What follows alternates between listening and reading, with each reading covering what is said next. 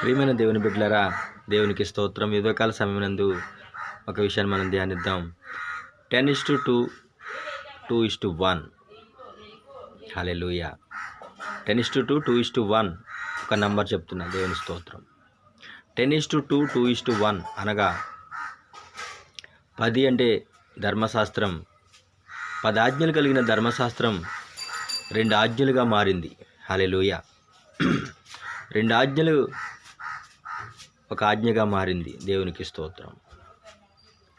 అంటే ఇక్కడ మనం చూస్తే పాత నిబంధన భక్తులకు 10 ఆజ్ఞలతో కూడిన ధర్మశాస్త్రం ఇవ్వబడి ఉంటే దాని యొక్క సారాంశం ప్రభువైన యేసుక్రీస్తు 2 ఆజ్ఞలుగా కూర్చున్నారు. నిన్ను వలె నీ పొరుగువారిని ప్రేమించు, నీ దేవుడిని నీ పూర్ణ హృదయంతోనూ, పూర్ణ మనసుతోనూ, పూర్ణ ప్రేమతోనూ ప్రేమించవాలని చెప్పారు.